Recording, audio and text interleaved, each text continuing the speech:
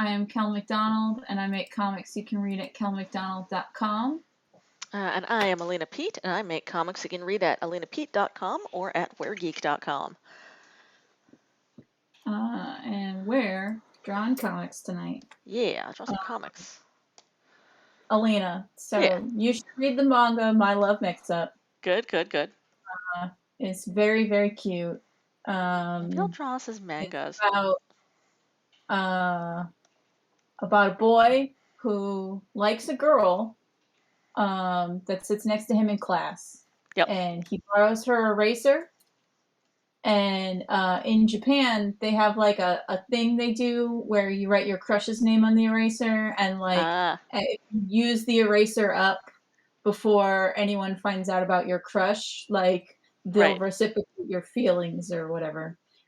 So he sees that his crush has written another boy's name on her eraser. So he's very upset, and it's the boy that sits in front of him. And then he fumbles the eraser, and the boy that sits in front of him picks it up and sees his name on the guy behind him's eraser. Gasp. And then Onion Knight's saying hello before he gets tea. Oh, hey. Hello, Onion. And he wants me to pass along that you are cool, Alina. Yay, thank you. I am drawing us as mangas today, because that's what we're doing. So the guy that sits in front of him, he is like, oh no, the boy behind me has a crush on me. What do I do? Yep. And he's like, let's talk about this in class. And before he goes and sees the boy to like clear up the misunderstanding, the girl he likes is like, oh, please don't tell anyone that I have a crush on this boy. So he covers for his crush and claims that he does have a crush on the other boy, but he understands if other boy does not reciprocate his feelings, so you can just pretend he didn't see it. Gotcha. And then other boy says, well, I don't know you that well, so I'd feel bad rejecting you. So let's hang out, and then I can decide if I like you or not. Right. I can't make an accurate decision yet. I'm just full-on drawing you as Lugosi now. That's just what I'm doing. And because they hang out, main boy gets a crush on this dude for real. Gasp. Bisexual feelings. Are those allowed in comics? Boy, but I still like a girl. What Gasp. do I do? Be awesome. And then what's also very funny is like the guy that he has a crush on might be ace in figuring out his shit, because specifically the reason why he hangs out with and befriends main guy is he's like, well, I've never had a crush on anyone or had feelings for anyone. Right. So I would like to figure out this whole love dating thing. So am I not? Yeah. He doesn't phrase it as like, am I not interested in it? Like, I don't think it seems like he does not know what asexuality is at the moment. Right. But maybe it will turn out that he's demi, so like after they do hang out, then he will reciprocate the feelings. So it's very cute. There, that's the two of us. I've just full-on drawn you as Lugosi. You're just that wolf, but with a different bow tie. I don't get nearly as many wrestling matches in men's bathrooms shirtless. No. Why not? I need to reevaluate my life and do that more. Come on, Kel. Be exceedingly deeply homoerotic. The other thing I was talking about before jumping on the call with... what was the name of that series again, Kel? My Love Mix. I love mix-up. Cool. Gopher missed it and was just wondering. Yeah, Viz puts it out. The first 3 volumes are out at the moment. So you can acquire it legally. Cool. Mr. Space Lion is popping in to say, hope y'all have fun. He was who I was talking about my love mix-up before we started. Mr. Space Lion is just a great name and a great concept. He has a YouTube channel where he makes cocktails that are based off animes. Love it, love it. Here for it. You need to have an anime watching party. You should give his YouTube channel a watch so you can have appropriate cocktails for the anime you're consuming. Excellent. You know what has real shitty cocktails? What? Cyberpunk. My good old friend Cyberpunk.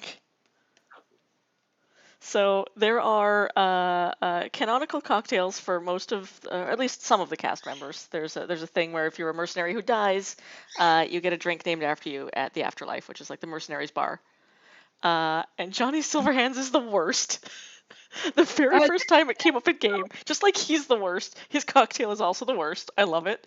It's like appropriate for him. It's like a tequila with 2 different kinds of hot sauce in it, and I was just like, what? No, just no, don't do that. Don't do that to yourself. You are better than that. Except he's not. It's very good. No, that sounds about right for. And then there's the Jackie Wells, who is just which is basically just a Moscow mule, with a splash of love. That sounds tastier. Yeah, I do like a Moscow mule. Mr. Space Lion says, yes, it does. I assume that is in response to the Johnny's drink being the worst drink possible. Yeah. I am just drawing a space line now because I just like that as a concept. Well, Space Lion, you're getting fan art on Alina's stream. Yep. So I will link you to that. So and I'm gonna give you a cocktail too, because why not? You can have a fancy drink in it, or a fancy umbrella. There you go, Space Lion. Check out Alina's Space Lion. I still gotta get the main. But also before coming on the call, so we were talking about the 2 arguments that are happening on comics Twitter right now. Yeah.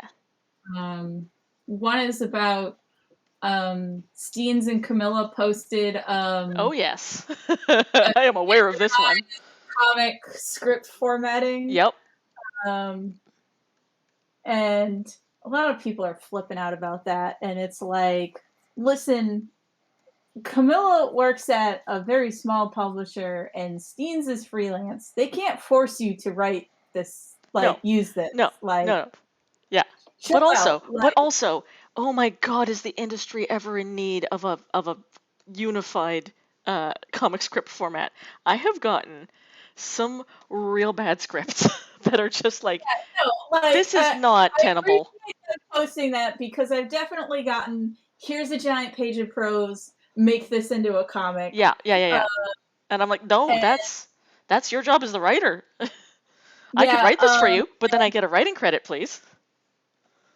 My one complaint about their format, which I did tell them, is the color coding's kind of hard to read. Yeah, it is. I'm not colorblind, so someone who is colorblind would not be able to read it. Yep. A motherfucking nightmare to read. Yep. And then I don't like the centering alignment, because it makes me think that they're trying too hard to be screenplays. It does. It does. Being screenplays is Redheaded Stepchild. Yep. I mean, I've also received comic scripts that are just screenplay format, and I'm like, closer to being right, but also still wrong. The 2 times it was a paying gig, and I received a screenplay, it was literally someone saying, "Hey, can you turn my screenplay into a comic?" And that was part Oh of it. no. So, well, like they were including that as part of the payment, I guess, so yeah. I forgave it a little bit more because it's like literally that was the job. Here's my screenplay, Mm-hmm. turn it into a comic, All please. right. Here's I can do this um, thing. This horrible, awful thing. I'll and, do it. and because he was a successful Hollywood writer, he did pay well. Oh, good. So Excellent. As long as you got paid. yeah, so Gotta get that um, money for a job like that. uh, but yeah, I feel like scripts from prose writers is worse than a screenplay. I am opening a drawing I've already completed, but I do need everyone to see the adorable baby owl bear I drew. Look at this baby owl bear in a little baby Bjorn. It was that very is very small. It was very small in the game that I was using it for. So I don't think anyone got to appreciate Trey's cute little face, which I love a lot. but yeah, that was in my recents, and I just had to look at it. So that's argument one going on in Yep. comics. Yep. And then the other argument is one I have way more a horse in this race, and I am the person with passionate opinions about dumb, tiny bullshit. Lettering. Mixed case or Selena? Ooh, I mean, I have seen both that work. I tend to prefer the uppercase because a lot of people's lowercase is not good, is not readable, or at least a lot of fonts. The kerning gets weird, and I like that a lot of the more readable all uppercase fonts are dyslexic friendly. I disagree with you about that. Oh yeah? As someone who is dyslexic, I guess, yeah. Part of there are like two sides of dyslexia, like things can fuck you up in different ways, and one is word shape fucks you up. If it's got too similar a word shape? Yes. If it's all uppercase, every letter is the same height, so every word is the same shape. Gotcha. And the other thing is, I think if you're using all caps and you can't make your ascenders and descenders work well, then you're a lazy letterer. I mean, true, yeah. And because it just, yeah, it means you're a mediocre letterer, and maybe get good. Get good. Get good on lettering. And obviously I'm biased because these are my letters, which are mixed case. Right, yeah. And after saying all that, get good, make sure your ascenders and descenders don't overlap. I'm now going to move this up slightly so I don't have that problem on my page. Yeah, so I'm just like, like maybe be a better letterer. Yeah. I'm sorry you're lazy. Well, the only acceptable reason was why Marvel still uses all caps. And I sort of like, when I found this out, I groaned and said, I guess that's fine. 616 uses all caps. 161 uses mixed case. And they have used where a character who is coming from 1616 came into 616, and his balloons were still mixed case while everyone else's were all caps. So and it's like a visual choice. I had not noticed that before, but now I can definitely see that. That was the thing, like, because it was revealed that Mysterio in Ultimate Spider-Man was actually 616 Mysterio who teleported, and he still talks in all caps, and that was the hint that he was from the 616. Right, but it could have just been him yelling, because it's Mysterio, and everything's dramatic. AF with that dude. Fascinating. And I believe Miles Morales still uses mixed case, Right. though maybe nixed that since the Ultimate Universe That's also died. interesting too, because I think in a specifically Marvel context, uppercase feels old school and mixed case feels sort of newer, fresher, Ultimates kind of and newer stuff. Mhm. Fascinating. Yeah. Um, and I just made $40 through donations. Woo! Thank Woo! you for donating.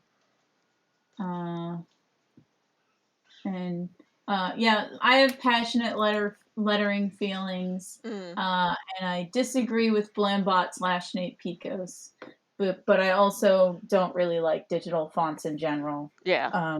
So I use them. I prefer the look in other people's work of natural hand fonts. That being said, I also need to get good because I am not the best letterer. well, so the thing is, and this is the well, maybe you should just get good. The response to me talking about lettering is also I feel like digital lettering has allowed people to be lazy Yes, no, and for sure. get away with being mediocre, Yeah. um, because um, I can just use this font Yep. and then it will make everything. Uh, Possible. I don't have to be Yeah. creative at all. I can just use the same font for everything. Yeah. Um, and That being said, it is a good time saver if when you're first starting out.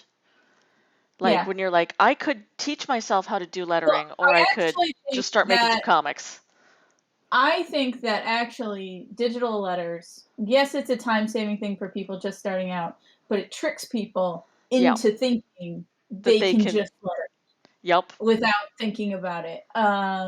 So like that is the number one thing that while going over anthology submissions for Iron Circus, Mm-hmm. that like you didn't. I send people feedback on their layouts. You didn't leave enough room for the lettering. Yes. Your Oh balloons are man. in a bad place. Yeah. Your If I balloons could like give one piece of advice to every webcomic or comics person starting out, it's like, please learn to do your lettering first, your lettering and balloons first, then do a sketch layer. Because here's my process. So I learned this through trial and error, but I found that it works a lot better than anything else I've seen. I Where mean, as you, you can see from my page, I letter first yeah, and then letter first move. and do word balloons, then blue line your characters and backgrounds.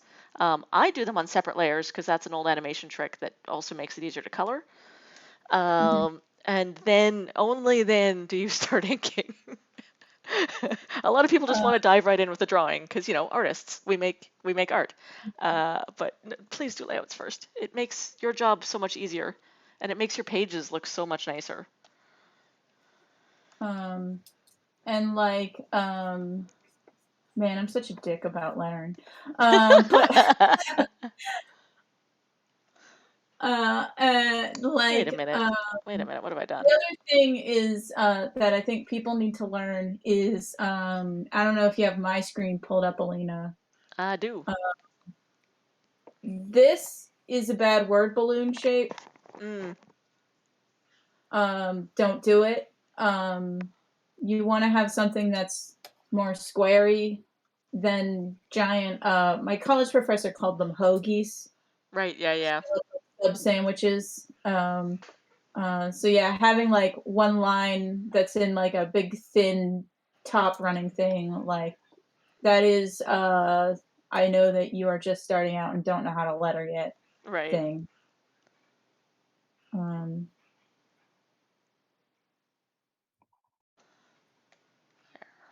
Okay. Anyway, this is what lettering 2,000 pages of comics gets you is you become a nitpicky asshole about lettering. Um, But also, your finished pages look baller. Thank you.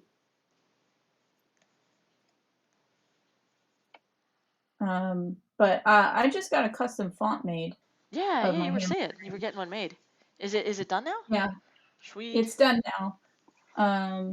And if I use it in Photoshop, but not in Manga Studio, it has fun tricks to it. Ah, So if I write E next to each other in my custom made font, um, all the E's will look different.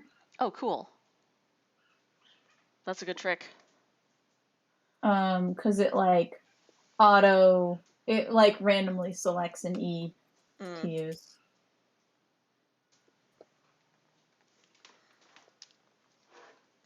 But So it's got like a apparently bunch of Manga different Studio can't. E's loaded. Yeah, like it has what's like context variations. So like Nice. if someone I don't do this, but if someone else did like two T's that look like that, like their thing connects, Yeah, yeah. uh, you can have that built into a smart font. Um, so but since Manga Studio doesn't have smart fonts, it just has normal fonts. It can't do that.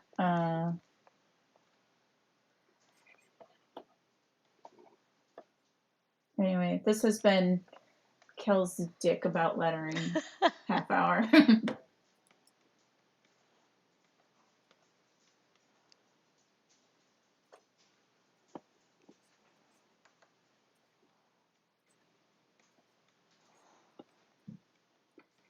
What's funny though is right after I defended Mixed Case, the next manga that I edited for Seven Seas had someone who did not know how to watch their ascenders and descenders, Ooh.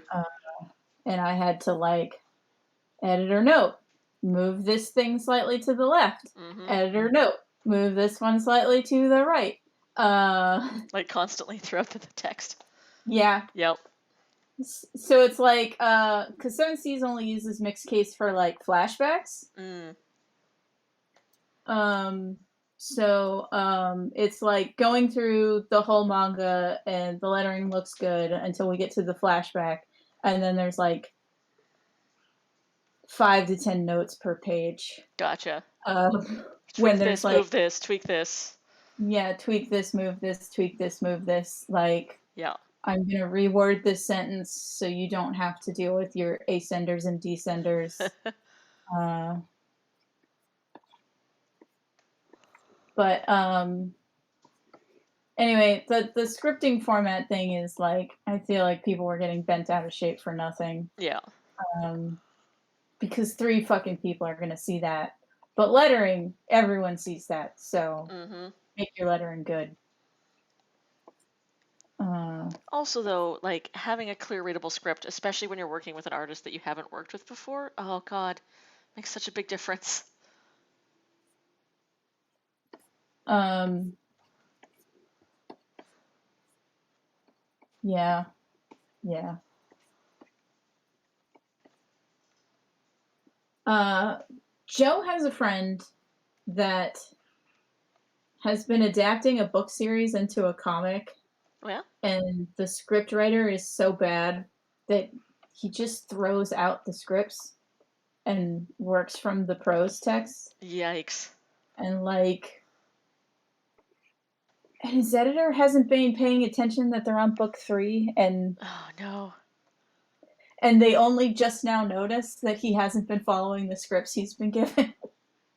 Oh, man. See, in a situation that bad, though, like, I'm always like, okay, I get that you're throwing out the scripts and doing what you need to do to actually get the project turned in on time, but like at that point as an artist, you're doing so much of the work that you should be Well, getting some when kind of like when they writing asked credit on him, that. the funny thing is when they asked him about the fact that he's not doing it, Yeah. like following the script, he's like, "Yeah, because they're bad, and you Yeah. should fire that writer and give Yeah. his money to me."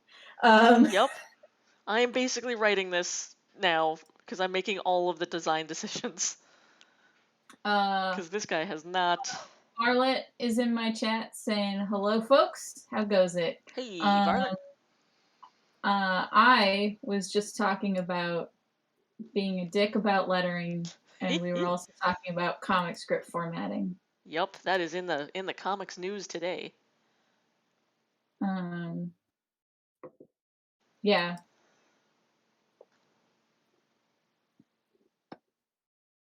But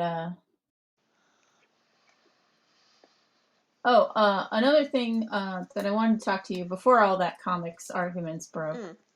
Mm. I read a book that I wanted to tell you about, Alina, Oh yeah? because I think you might enjoy it. Excellent. It is called The Glenda Stories, Ooh. and it is about a black lesbian vampire.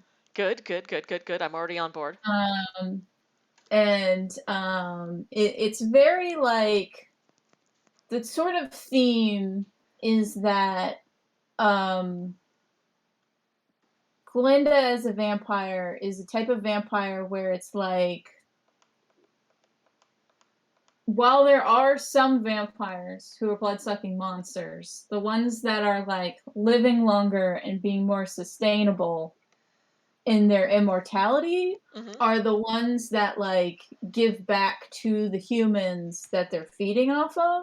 Oh, that's cool. So it's like this idea of sort of mutual exchange. So the vampire drinks the blood, and then she like can see into the mind of who she's feeding off of and see like what's worrying them and can like push them in a Right. direction that she thinks will be helpful. So it's stuff like Guy can't get up the courage to visit his friend that is sick and dying. Right. Um, and so she like pushes him to actually do that so he won't Aw. regret um, never seeing his friend before his friend dies. Um, and then it also talks about like since Glinda is black, she is doing a better job at being connected to humanity because she is staying involved and interested in The the affairs of black mortals. community in America. Yeah. So that racial identity is helping her maintain interest in the world as it changes. Oh, fascinating. I like that a lot, and it reminds me a little of I'm trying to remember the name of the series now. Octavia Butler's Wild Seed, I believe, is the name of it. Where they weren't precisely vampires. The male character was less connected to his African roots, Mhm, and used the people in his villagers as resources, and was in fact like breeding them for his own purposes. mhm, Whereas she lived among her village in Africa and was like helping people stay healthy and um, keep their culture vibrant and strong until he came and like forcibly took her to America. mhm. I think there is something in there about like it's a theme that you have a duty to your community, and that even Yeah, supernatural beings can benefit from that. and then to continue with that theme of that the vampires of color are having an easier time Yeah. is um, the Glenda's girlfriend at the beginning of the book is a Lakota Native woman Oh, cool. who Rad. um, they kind of are like they fade in and out of each other's lives. Like Yeah. they basically have a psychic connection, Cool. so they can always talk to each other. But it's basically like, yeah. So my girlfriend went to go see what this indigenous community was up to, Right, and right. this one, and like, Here's what they were doing. Cool. yeah. Yeah. Neat. So, and it came out in 1991, and like, Huh. Huh. what the hell? Why am I just finding about this book That's now? way ahead Like, of its time. I love it. yeah. Um, because the thing is like, I started the book, and it starts with a preface that's like, people were telling me it was a bad idea to make blood-sucking monsters like represent this like minority community that's disenfranchised, and I was like, where the fuck where have your friends been? Clearly they haven't been checking the internet. And then I looked at the publication dates, like it's because they did not have Tumblr No, when this in came out. in that in that era. Yeah. Wild. Yeah, so that was the answer. Like, that they did not have regular access to the internet. That's why they did not know that Yeah. that's where the hot stuff is. Make him browner. But yeah, and it's also interesting because it's like a short story in each time period, and then like Oh, so you neat. get a short story, and then it like jumps ahead 50 years, and then you get another short Yeah, story, yeah. I and like like that with vampire fiction. and so then the last two stories are in the future. Oh, neat. Um, and reading those two, I'm like, oh, this is slightly depressing because this future is plausible. But not the awful future that we're living in. Oh, it's more awful. Oh It's no. like 2050. Ugh. Um, and everything's on fire or it's Cool, great. underwater. Yep, good, Um, good. so That seems that seems great. yeah, great. Part of what I need to do for the cyberpunk YA book that I'm writing is research ways that the climate change is gonna like really fuck us over in about 15, 20 years. You should And check out Climate Leviathan. thank you. I don't want to read it, but I must read it. Yeah, that's the thing that keeps getting name dropped on that leftist show I told you about, Yep. Red Planet. Yeah. So Climate Leviathan is I'm scared to do will this help you. research, but I must for Yeah. cyberpunk reasons. Basically, I need my city to be a particular way, and I want some good actual apocalypse science to back that up. Mm-hmm. It's going well though. I just hit the 20K mark on my word count today, so I'm feeling pretty good about that. That's good. Yeah. That's probably Um, a quarter of the way there. Good. I'm glad. Yeah.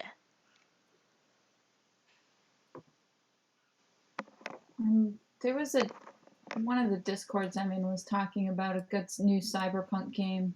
Oh yeah. That I was going to tell you about. Hold on. Let's see.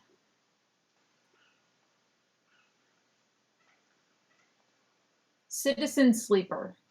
Oh, I haven't heard that one. Yeah, so the Chatterman says Citizen Sleeper is a really good cyberpunk. If you want a fun as hell cyberpunk adventure game, I fully do. recommend. I definitely do.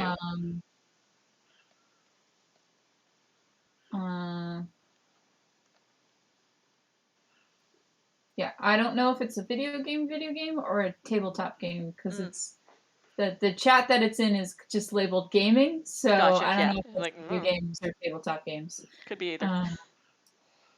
But you like both, so I like both, so I will find something I like in either. Mm-hmm.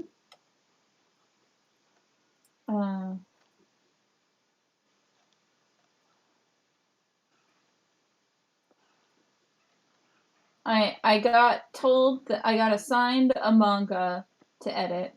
Yeah. That like they listened to me when I said I like werewolves. Oh, good. That was my reaction when I Excellent. read the summary. It is titled "Why Don't You Eat Me, Mr. Wolf?" And it's Little Red Riding Hood, but gay porn. Oh, good. Good. Inevitable, but good. Yeah. So, and I wrote the tip sheet for it. It's like, who would like this book? And I was like, werewolf fans, Yep. the gays, Yep. Gay and werewolf furries. fans. Yep.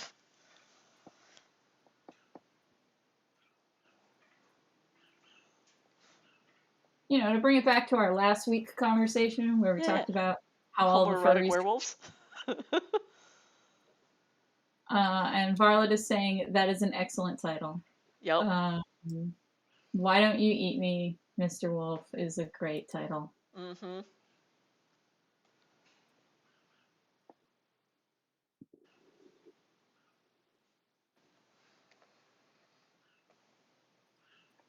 But the Little Red Riding Hood stand-in character is really young, and I was like, God damn it, Japan. Oh, Japan. Can you make that a little less creepy for all the rest of us? Nope. Okay.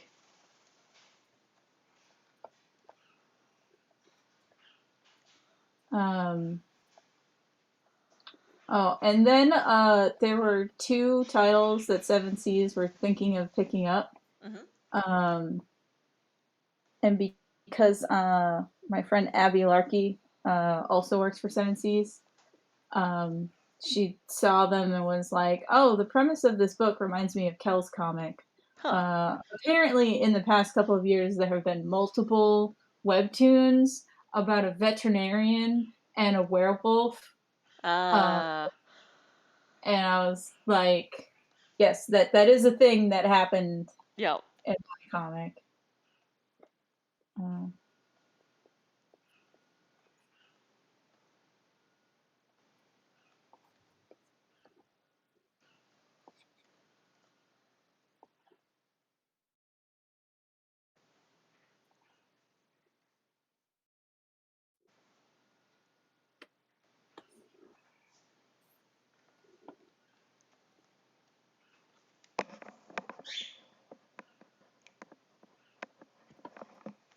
Oh, I got my Woman in the Woods comps the other day. Oh, nice. I think mine are in too. I got a message about there being a bunch of stuff at my shipping place down in the States. So I'm going to head down, pick it up, and then I will have them in hand for VanCAF, which I'm excited about.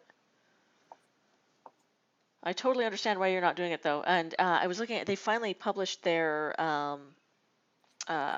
exhibitors list, and it's like drastically reduced from past years, which I'm not surprised. It looks like it's basically just locals. Yeah. So that's good. It'll be a real chill kind of show. Are you and Sam doing the Sky Bridge at Emerald City again? God, I have no idea. They haven't let us know any information about where we'll be, just that we have our table there. I hope we're still doing the Sky Bridge. I love the Sky Bridge, and I know we're going to lose it in a couple years when they do their renovations, but I don't want to lose it before I need to. Well, you saw my tweet about the Cautionary Fable booth. Yeah, yeah. So, if they move you to a shitty spot and you want to start to take up space at Cautionary Fables. Cool. You were a guest editor. You touched those books. You can be Yeah. at our table. Thank you. I would enjoy that immensely. I know part of the reason that we've done so well the past several years is because of that space. Like, it is the best space almost in the entire convention hall. That's why, like, when they messaged me and I was like, so we can move you to a different end cap. Yeah. Or we can make your booth an island. Yeah. That's in the same spot. You're like, I was like, well, give us the island. Yeah. Because that's just going to be better. Yep. Yeah. I don't want to lose our spot. No. Yeah, I know.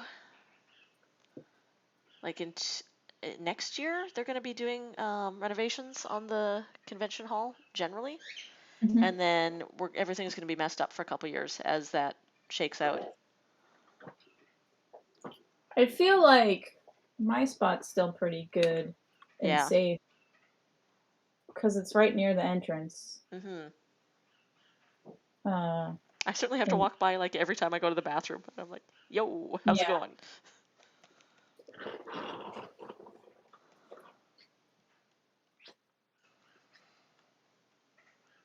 I think they're also going to have to compress the con slightly for a couple years, which is good because I was through the other end of the hall, and it was basically like, I know it was the Christmas one, so it wasn't as busy as a normal year, but it like that side of the hall was basically just long box salesmen, and then like some very unfortunate folks who got jammed in there with the long boxes and were like, "Hi, we're trying to sell shirts, but So I nobody comes feel back like here." usually that side is more merch. Like, so when I tell people about if they want to have space at the Cautionary Fables booth, Yeah. sales are better if you sell things rather than art. Yes. Yeah. Um, If you have merch, yeah. tangible merch, even if it's just stickers, it goes faster than books. Yeah. Well, the books too. So it's more just like prints don't sell well. Right. Right. Oh, hey, little guys. I have birds on my shoulders now. Good. Good birds. I don't know if you can hear them squeaking. They're being pretty squeaky. Occasionally I can. Yep. I heard them squeak that time.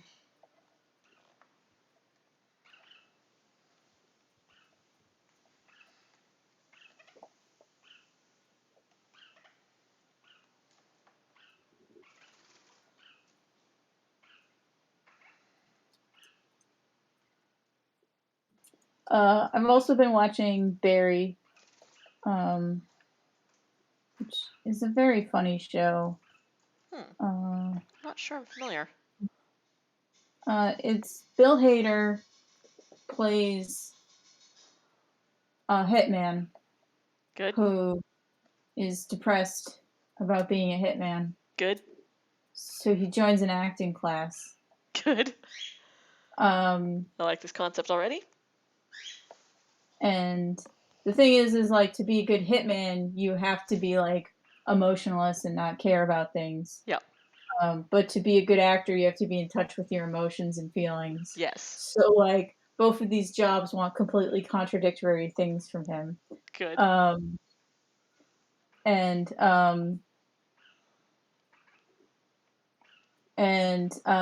my favorite character is a guy named NoHo Hank. Yep. And he is a very flamboyant Chechnyan mobster. Oh, good. Who doesn't really like violence, but he does like LA better than Chechnya.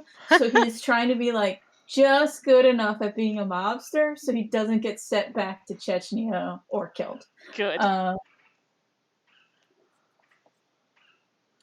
And he's also like super into like the image of things. Right. So there's stuff like he mailed a bullet to a rival mobster group just because they're gonna kill one of the mobster guys.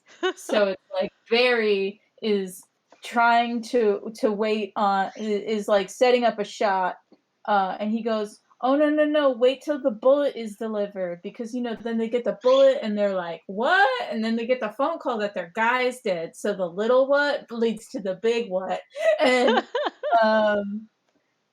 and Barry is like, "Are you fucking kidding me?" Like, good. And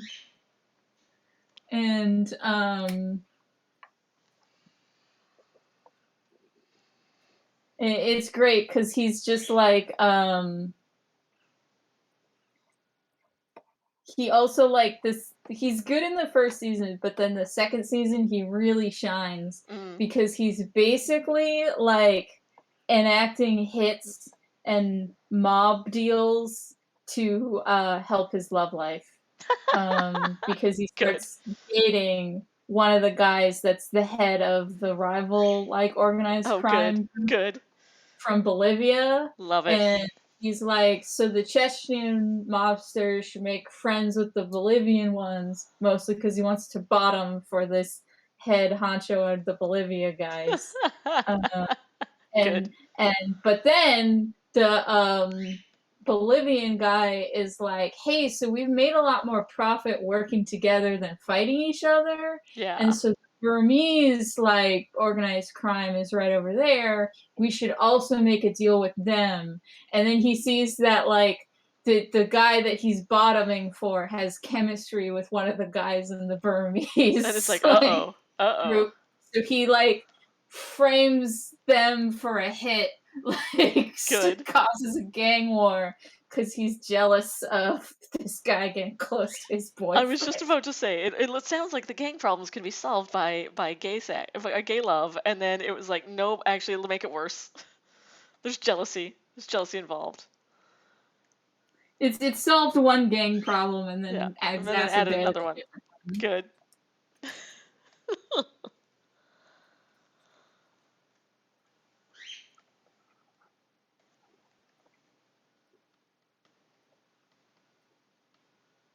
Uh,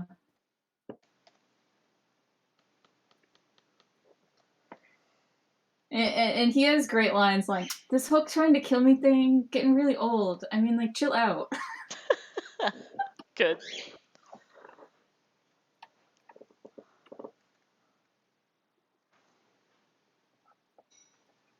I And, have not watched a lot yeah, this week, except we did brave the theaters to go see Doctor Strange because Lane is a big Doctor Strange fan, and it was fine. It was middling as Marvel movies go. It was a very Sam Raimi movie, which is not surprising because, yeah. he was back to put his mark on it. But that's a weird vibe for a Marvel movie. So there was points there where it was just like, I am very uncomfortably aware of the director right now. This is definitely a Sam Raimi So movie, and it's not being subtle about it. I feel like not letting directors put their marks on things was a problem with other Marvel movies. Like, Mm-hmm. my biggest complaint about Ant-Man is that I wish it was an Edgar Wright movie. Mm, Um, yeah, like, there were parts and where I less felt like Marvel. they hadn't completely removed Edgar Wright's fingerprints, and those were the scenes that I liked the best. Right. So it just left me feeling like this whole movie would have been better if it was an Edgar Wright movie. And Um, not whatever this is. yeah, instead of this like sterilized Marvel formula movie. Yeah, yeah. Well, they Um, uh they definitely, you could see the Sam Raimi. So he got to yeah. put his mark on it. Because I've been hearing that they like starting with like Taika Waititi and like Thor Ragnarok Yeah, doing well. Let them be like, oh, we're losing good directors because we are what's his too name is Marvel. being too stubborn Yeah, about the stylization or whatever. yeah. Um, I read the summary and had a really dumb complaint about the movie based on the summary. Yep. Can you guess what my dumb complaint is going to be? I don't remember what was in the summary. Um, why is the MCU the 616 continuity? The Right. 616 continuity is the comic continuity. Why couldn't Yep. they just use the MCU numbering continuity? Yep. Good. Good. Anyway, that's my dumb complaint. Um, They've kind of established that it is not the comics and continuity either, so you could No, split the and the universes even more. MCU has its own number, Yeah. like, before this. So why not just use that number? Why use 616? 616 already means a thing. Yeah. And here's, I think, the true answer, because that's the one the fans recognize. But the thing is the fans who only saw the movies don't recognize that No, number. it's true. And the ones who read the comics enough to know 616 by heart are already like, Are the people going to be mad they're like like, that's me? not 616 though. It's not the right universe, folks. Okay, I just looked it up. The MCU numbers should have been 838. Oh, fascinating. Yeah. It was a ride. It was a fun movie. It's not thinking about it too much. It was the first one where there was a sequence where I was like, I'm out of the movie now, because I'm bored. And that hasn't happened in other Marvel movies, which at least like during the big fight scenes, you're like, okay, this is fun. It's a little dumb, but I'm still on board. This one, I was like, okay, if you want to wrap up that fight anytime now, I'm good. But it did very much make me want to go see everything everywhere all at once, because I did not have enough multiverse hijinks, and I've heard that one has some very good multiverse hijinks.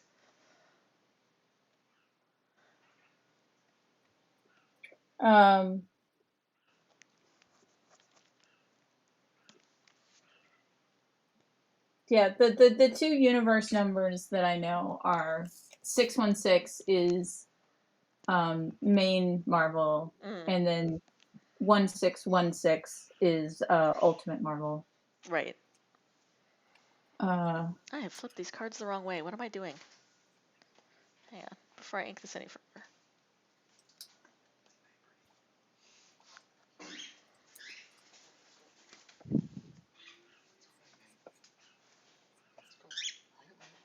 Oh, they used Earth 616 as an Easter egg reference from Mysterio in Spider-Man Far From Home.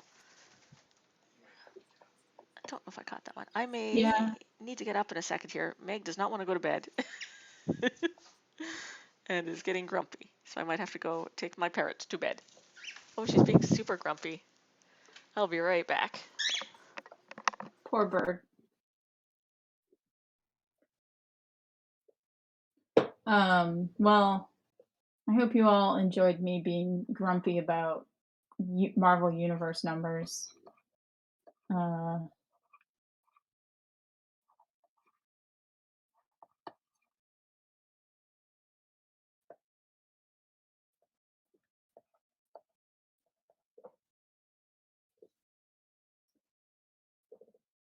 just full of annoyed opinions about dumb bullshit in comics today.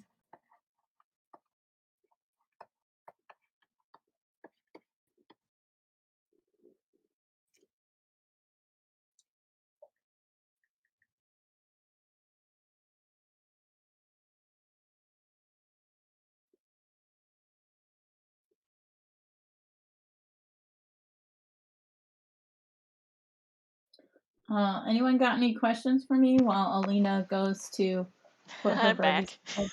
Oh. So Meg was, Lane came in to go and take Meg to bed, and she kept flying away from him and then, like, looking pointedly at me, like, no, only Alina can put me to bed. I'm a suck. So I had to escort her to bed, and she, like, flew in there immediately and put herself away. Silly bird. Yep. She is very particular about who may touch her at bedtime.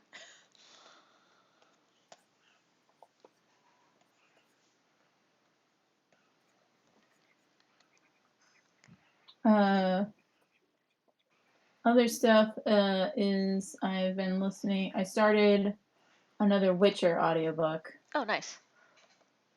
They continue to be horny on Maine. And I started the first Witcher book after the short stories are done. Okay. So this is like the plot that the TV show's now gonna like follow. Right, right. So I'm still in stuff the TV show has already covered, but it's slightly funnier in the book because we have Geralt and the other Witchers training Ciri. And one of the sorceress ladies, Triss, comes in and is like, so she's a 12-year-old girl and you're having her train for 10 hours a day. Yeah, that sounds... Every day. Mm-hmm. Do you not know what periods are and why that might interfere with her training? Like, as an everyday thing. Mm-hmm. So you can mess her up real good, Geralt. That's what's going on here.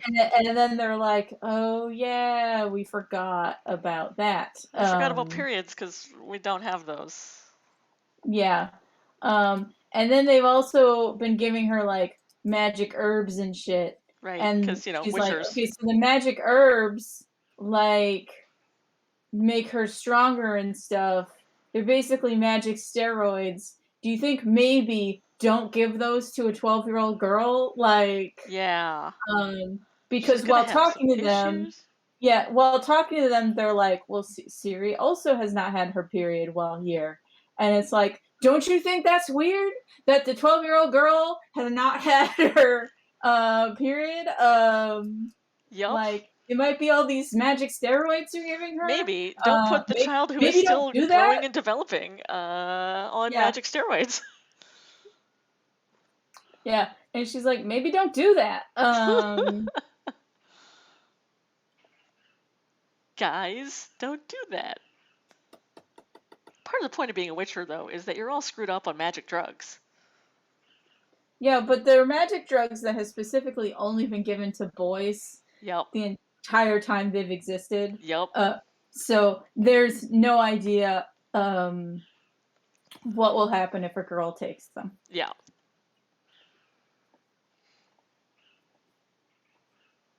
That was a plot point in a cute YA book I read. It was duology where it was Aeon Aeona. Because it was about a young girl who was pretending to be a eunuch in sort of an ancient China-esque setting.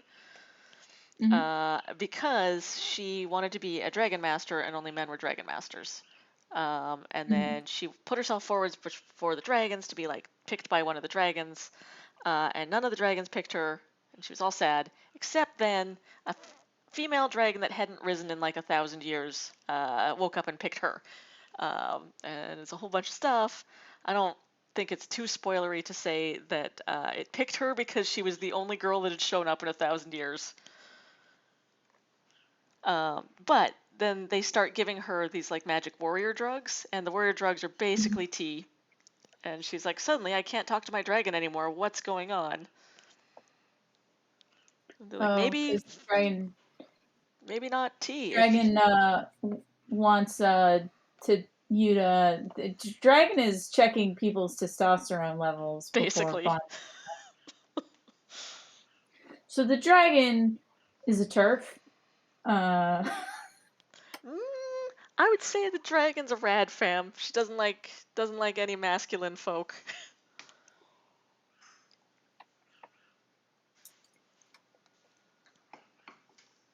Hey, Night Gopher. Thanks for stopping by. Bye, Gopher.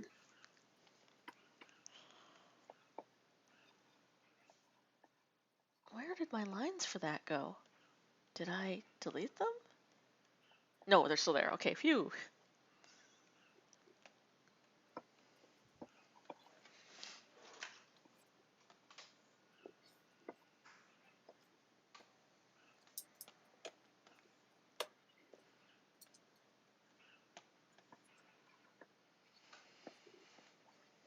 I've also been reading this very, very rad, I don't know if I would call it YA. I think it's termed a YA sci-fi novel, but it's just a very fun ride. I guess it's kind of YA. Brain, name of it. Come on. Nope, my brain's not coughing up the name for this book that I've been reading. Kevin's in the chat saying, taking a brief dinner break. How goes it, Kel and Alina? Oh, hey, Kevin. Kevin, you missed our comic opinions. Yeah, we have some comic opinions. We were talking fonts. Yeah.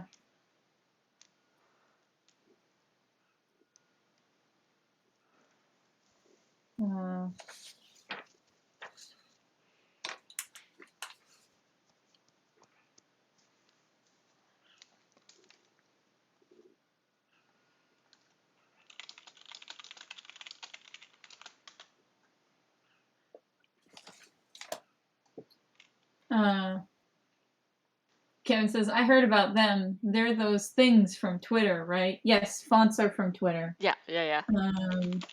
Twitter invented fonts. Yep.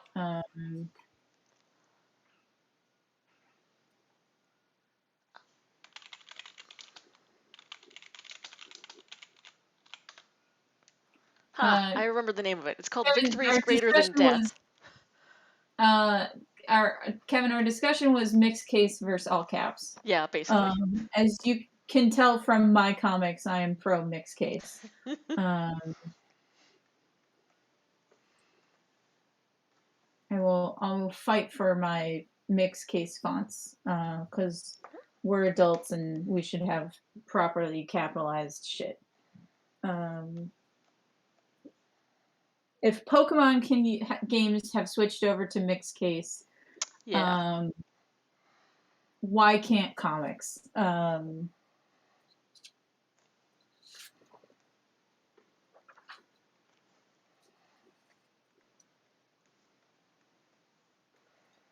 Yes, I encourage the mixing of cases. Good. What have I got here? There.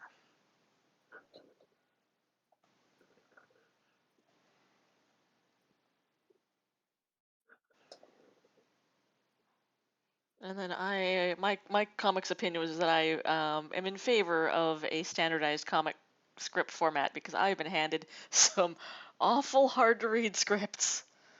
And I would Yeah. like some standardized font or standardized formatting. That would make my job a lot easier. Yeah.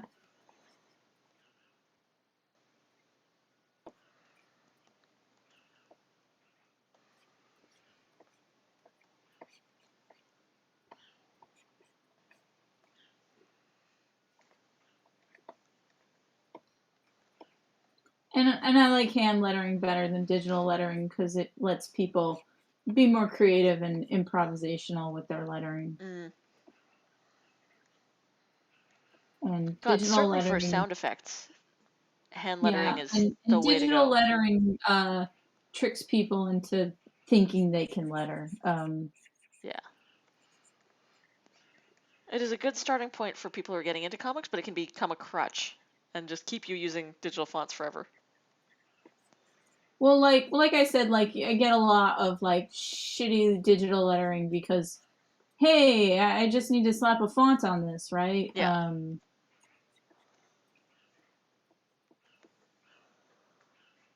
No, I'm guilty of it myself. I use it a lot as a time saver thing, and then I go back and I'm like, I kind of Yeah, wish I'd hand I lettered mean, this I got a part. font made because it's a time saver. Yeah.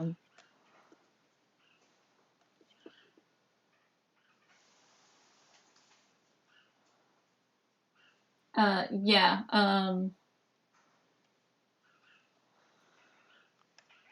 Kevin, you are correct. Alina, hand lettering is actually easier to read if you have dyslexia because it picks it since everything is like not uniform. It makes it easier Oh, to I pick out guess. the letters. It gives it more of like visual distinctness. Yeah. Interesting.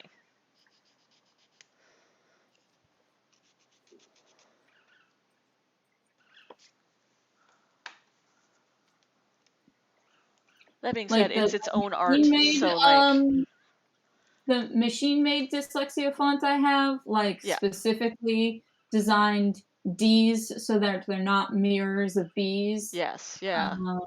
And stuff like that. And you sort of are more likely to naturally do that um, with hand lettering. Mm.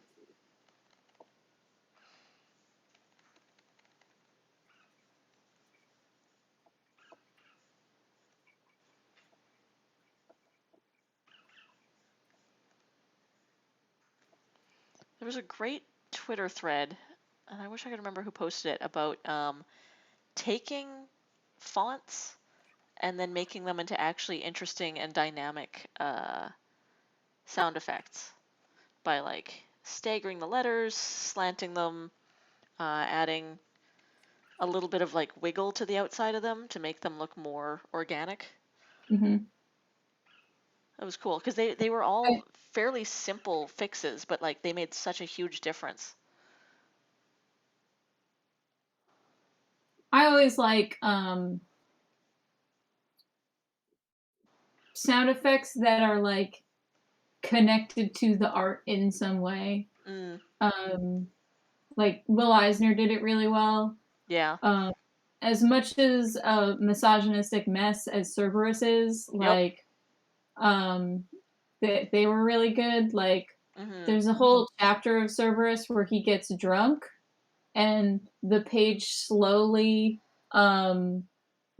including the lettering slowly becomes horizontal. Oh, good. That's very Um, cute. I like that. So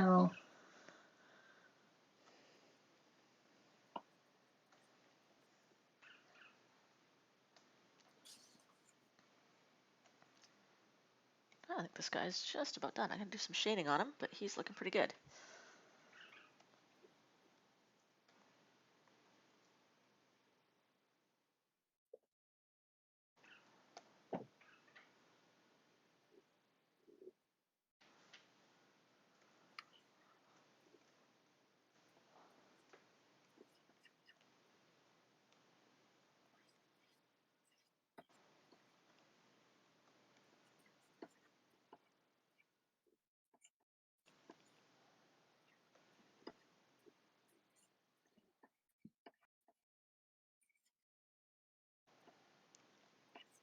Oh yeah, I remember the name of that YA book I'd been reading, which was yeah. Victories Greater Than Death.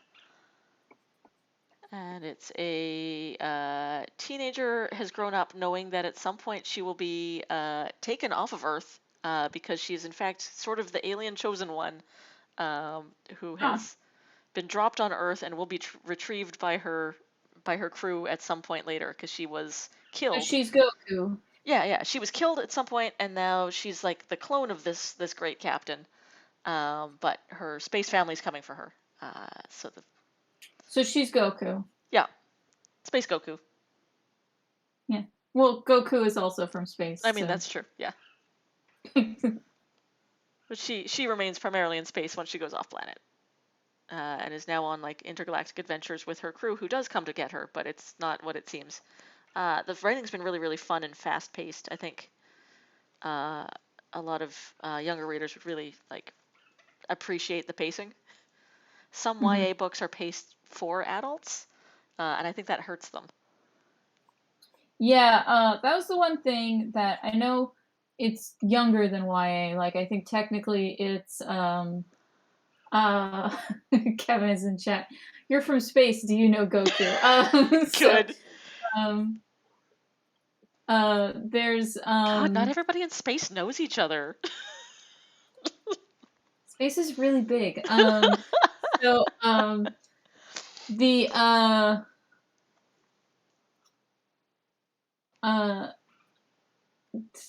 okay, so I know that Percy Jackson is technically like middle grade, so it's younger than YA. Right. But while reading it, I was like, I really appreciate the pacing in this. Um, I after the fact learned that uh, he wrote it for his son with dyslexia and ADHD, Oh, and I gotcha. can 100% tell that from the pacing Right. because it's like tiny bit of exposition, monster attacks. Right. Tiny bit of exposition, monster attacks. Some Tiny action. bit of exposition, monster attacks. The book Gotcha. is maybe 75% monster attacks that you could technically cut out of the story. But that is the thing that's keeping people reading. So Yeah, that is the thing that's keeping the little boys with ADHD good. reading. And Um, boy, is that important. Like, these are kids who would be put off a book otherwise. Please let them read some cool monster fights. and I think that actually, like, I recently watched the Percy Jackson musical. Yep. And because all the monster fights aren't really that important, it actually made it really easy to condense into a musical. Perfect. Because they sang like a road trip song. Yep. And just put like lines of the lyrics to like sum up the different monster fights that got cut from the musical. Good. I heard that there was Percy Jackson drama today. I was like vaguely tangentially aware of it. One of the characters was not black and they cast a black actress, and the racists are losing their shit about it. But I don't know what the character is. What? Like, are they making a new Percy Jackson thing? I think Like, they were making a series. They were gonna try and like TV series it up. Let's go. I'm looking this up.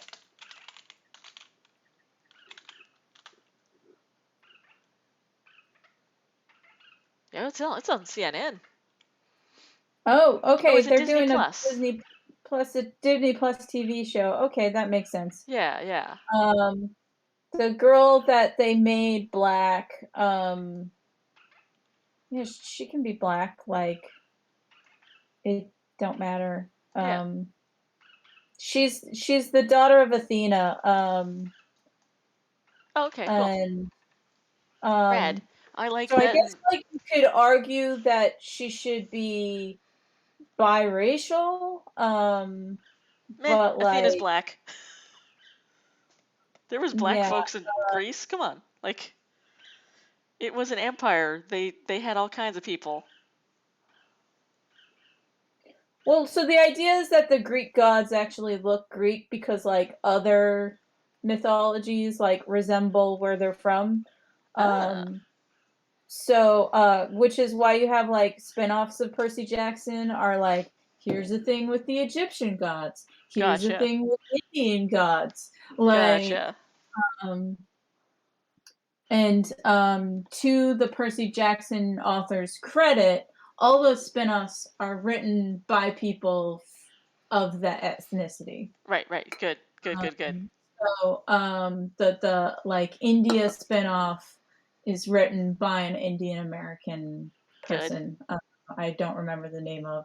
And so so you could argue this black girl should be biracial, but I just looked at a picture of her and she's pretty light skinned for a black person. Mm-hmm. So like this it's These are like fine. the mortal kids of gods too, right?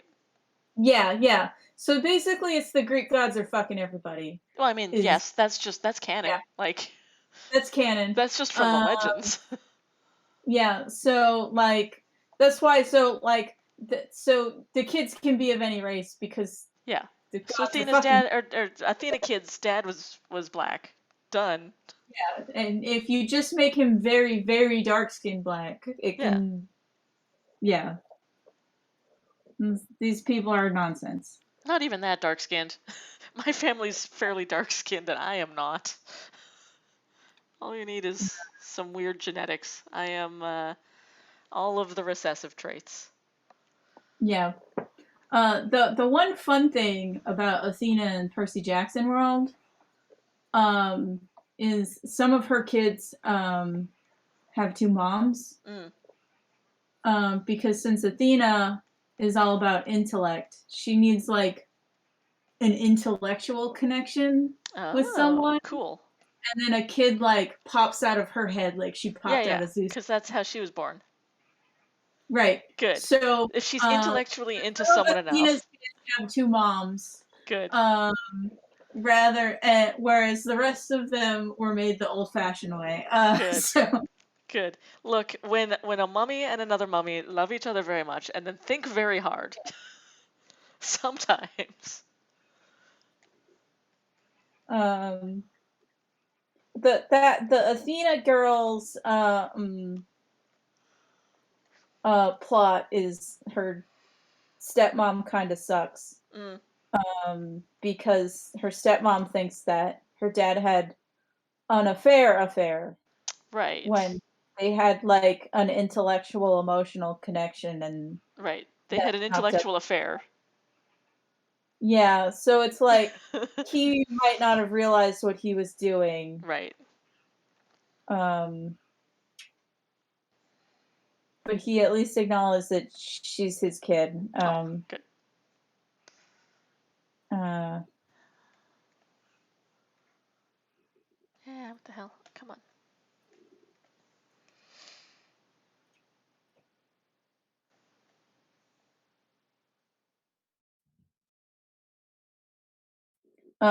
But yeah, no, the author of the show is saying like "fuck you" to the racists. Yep, good. Good, good, good. So good for him. Mm-hmm. Um, Bye, Kevin. Enjoy Web Design Minds. Um, Oh heck, I'm supposed to give The Kevin some feedback. I'll get you that feedback soon, Kevin. I've been swamped with a few things. We're just launching one of my other projects right now this week, so I will chat with you soon.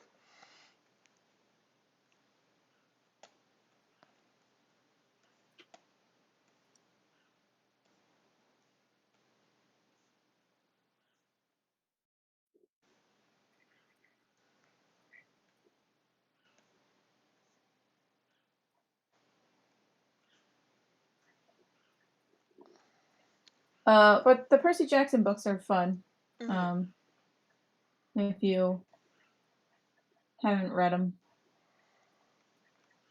I have not, but I am always looking for good YA middle grades recommendations, because that, it They are turns out, definitely is fun. kind of what I write. So Yeah. I am just installing new writing styles by They, reading all of the things they're in for that style. children in a way where like the mystery is obvious if you think about it for 5 Yeah, yeah, seconds. yeah. But if you're just going in and reading it, it's like fun. Yeah. Yep. Like uh Percy Jackson and the Lightning Thief is the first one, and Right. they're like, "Oh, if we don't find the Lightning Thief, the gods will go to war. Uh-oh. Wonder who stole the We'll lightning. benefit if the gods go to war. Yep. Which god would want all the gods to To go be to at war?" war. Maybe a god of war? Yeah, yeah. Yeah. The answer is Ares. Yeah, it's always Ares. Unless it's Zeus fucking things up again. And then Ares is says he likes America because it's where all the guns are. Yep. And I was like, that's fair. Yep, fair. Alright, I think this guy is done.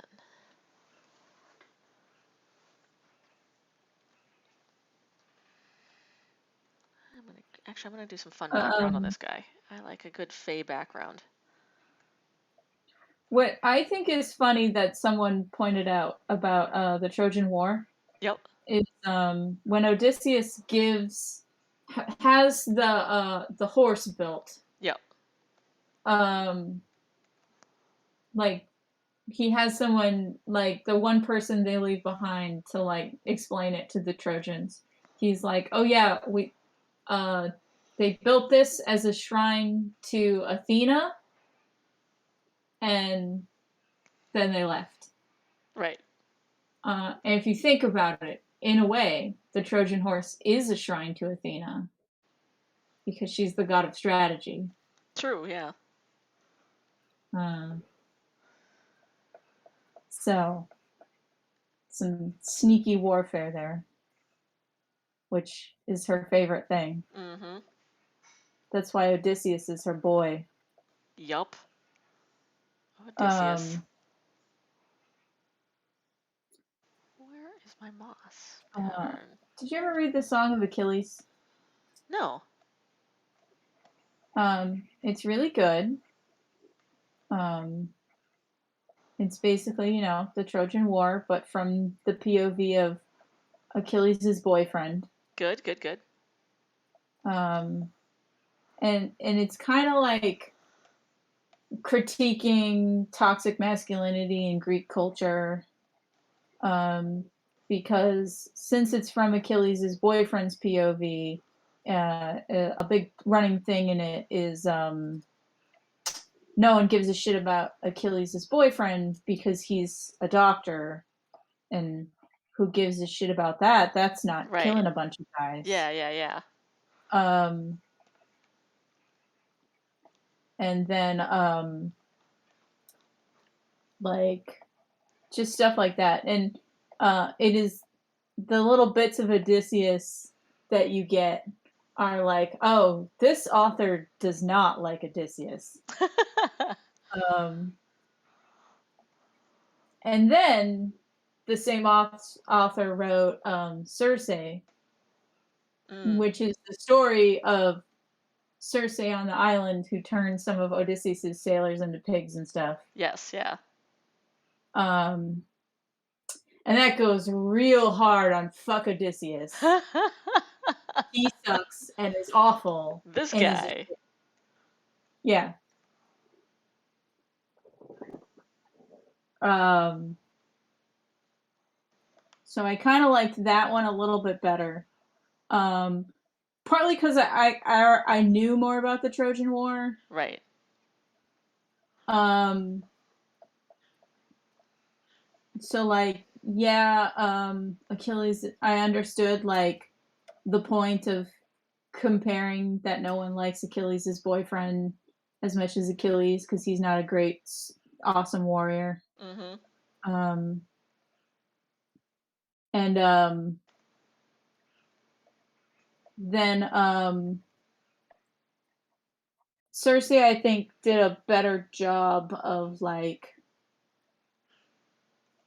critiquing a woman's place in ancient Greece Mm. because since the Greeks didn't like ladies, Yeah. their roles in myths were very diminished. So there's Mm-hmm. more room for the author to like flesh things out. Right. Um, and you have stuff like Cersei's sister um, is the mother of the Minotaur. Oh, okay. Um, and uh, first of all, she like super threatened her husband. Right. Um, and then she's like, it's implied that like she intentionally fucked a bull so she could give birth to a monster because her Pasiphae? Is reason that being her name? like giving birth to a monster, now her name will go down as history, like because any other action that she does she'll eventually be wiped out from history. um and but if because she has given birth to this monster, people will now remember who she is. Right. um I mean, I know her name. yeah, and that's like specifically her point. She's like, Hmm. people will forget us, Cersei, unless we do something completely batshit crazy. And gave birth to this monstrosity that's going to eat a shit ton of What people. if I gave birth to a monster and you make people into monsters? That sounds good. That's a good deal. Um, and then Cersei turning Odysseus's men into pigs is very much positioned as self-defense in her story. Mm-hmm. Because before Odysseus, there is a series of sailors who tried to sexually assault her. Right. And she Bef- was like, I Once they am done with realized all there were men no now. dudes on the island, so she Yeah. started to like, that's her. Oh, sailors are here. Well, now you're pigs. Yeah. I'm not gonna give you time to try and talk to me about it either because I know where that goes. Like, Yeah, done. you can claim to be good guys all you want, but Mm-hmm. I know how this goes. Mm-hmm.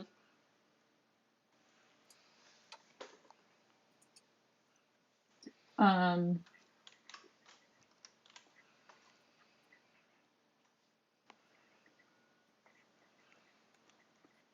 and then she fools around with Odysseus, but then it's like, um, very much like Odysseus um, being shitty to his kid when he gets back.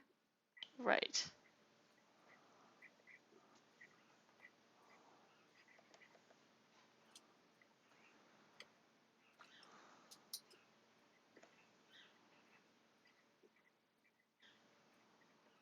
I have been rereading Spinning Silver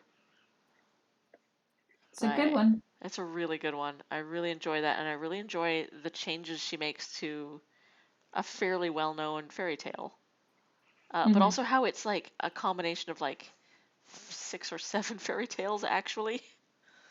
Yeah. Because there's the Rumpelstiltskin one, obviously, that's going on, and then there's the Mm-hmm. like the Tsar is a demon plot that's going on. Mm-hmm. But then there's the whole subplot with the like family and the witch's cottage in the woods that magically gives them what they need, except kind of not, because in the book it's actually like the nurse that's hiding in there. It's a very fun plot, and I love that it's like, I'm really into fairy tales, so let's just like jam like 10 of them together into its Have you own read her story. Scholarmance series? I have.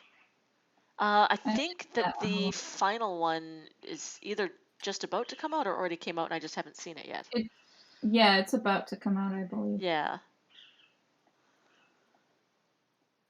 I love that that was basically like, fuck Harry Potter. I'm gonna write Yeah, my own series. What if Harry one where Potter the were magic shitty school. teenagers Yeah, in a deadly school? I like that her name is Galadriel, Me too. and they got the "All shall love me in despair" joke in there. Yes. I love that she's kind of an asshole, but like you get Yeah. why she's an asshole. Well, I also like that, like, so she, I like that, like, the school tries to encourage them to use their natural talents, but her natural talent is blowing things up, so she wants, Yes. like, a thing to clean her room, Yep. and And it's like the room is clean if it's it gives exploded. her a spell to blow up her room. Yes. Like, Or she's like, I need to get rid of the cockroaches. And it's like, I will give you a thing to kill everything within a 10-mile radius. And she's like, I don't need that. like, No. yeah, that's too much. Yeah. Too much, too much, too much. Yeah. I'm eager for the third book. The second one was really interesting. I liked it as a follow-up to the first book, which I don't always do with trilogies. Mhm. I And also like that it's basically magical capitalism is bad, yes, is the message correct. of Yep. much like regular run-of-the-mill capitalism. It's bad. It's still bad. I'm just about done this one. What shall I get into next?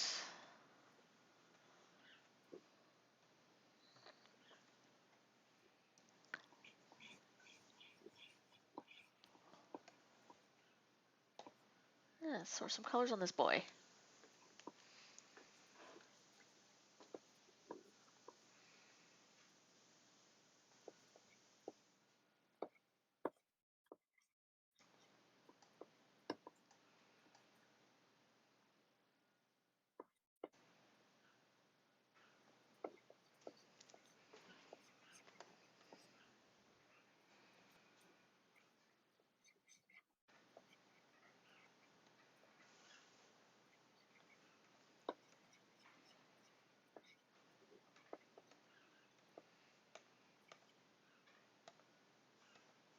So I've been rereading a bunch of Legends since we're on kind of a Legends kick tonight.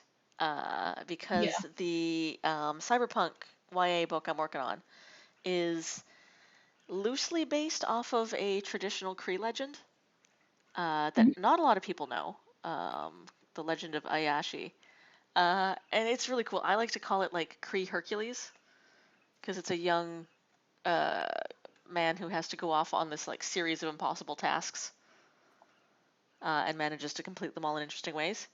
Mhm. And there's a bunch of different tellings about it because it's such a well-known uh, story among people sort of all over from like Ontario to Saskatchewan.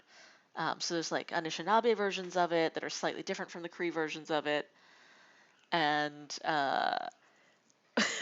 there's parts of it though that I'm obviously not going to use in a YA novel because so there's this one part in the legend that I know where Get too hot for teens. oh it's too hot for teens. So he's going on his magical quest through the wilderness because he's got to go get his mom back from his awful dad, and he comes across these tents in the middle of the woods, and he's been told he like has to go and like confront everything in his path. So he's like, well, there's these tents here. I got to go see who lives in them and see what their deal is. And it's a mother who's kind of a giantess and her daughters, and she's like, "You're hot, and you're the first man that we've seen in these woods in a long time. So I'm going to marry you to my daughters. Tonight you must do your duty as a groom and have some marital sex." And he's like, okay, but he suspects that they're monsters, so he's like, why don't they go and get some wood from the forest so that the tent will be nice and warm tonight. We don't all freeze while we're doing it. And then he sneaks out and watches them, and because they don't take an axe with them, they instead bite the trees down with their vaginas. And so the way that he has to overcome that task is by taking some of the stones that he's been giving and carving some stone dildos. A giant dildo out of them? A giant stone dildo. And then they blunt their teeth on it that night and are well pleased and exhausted in the morning. And the mom's like, wow, how did you do that and not die? I mean, definitely I wasn't trying to kill you. But, like, how did you do that? They seem to have had a great time. You know what, son? You're coming into my bed tonight. And then he's like, that's the magic of sex toys. Basically. And she's like, son, you're coming into my bed tonight. And he's like, oh boy. So he gets an even bigger stone and carves that into an even bigger stone dildo. And then she also blunts her teeth on it. And then he's like, ha, women aren't supposed to have teeth in their vaginas. And I've made it that way forever now. So no more of that. Bummer. He ruined it. Right? So yeah, I'm not adding that part of the tale likely into my book. But I love it's like one of my passions to go around and collect all of the dirty stories, because like so many story anthologies are all like, oh yeah, we'll tell all the nice stories that are suitable for children, and I'm like, a lot of Cree stories are pretty raunchy though. The good ones. I remember anyway. when I first started Cautionary Fables and Fairy Tales, and we were doing the Africa volume. Yep. And Spike kind of jokingly was like, oh, you didn't invite me to be in your Africa book. And I was like, well, Spike, what story would you do for this children's anthology? And then Spike proceeds to tell me about Set stealing Osiris's cum, or planning to, and then that's my girl Spike. That's the Spike I know. And no, it's not Osiris. It's Ra's cum. Like he's gonna trick Ra into eating his cum. Yeah, good. And instead, Ra tricks Set into eating his cum. And then reveals to the world that Set swallows. And dishonors him amongst all the other Egyptian gods because he's a bottom. And I was like, that's what you're gonna have in the children's anthology. Great, cool. Schools will love that.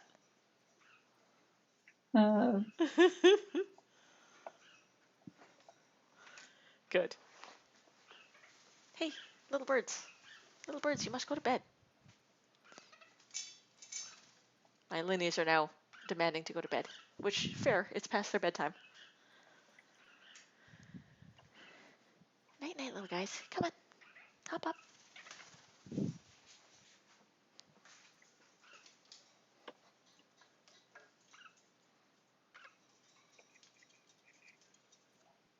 Night-night, little guys. I don't know if you can hear their chirps. I cannot.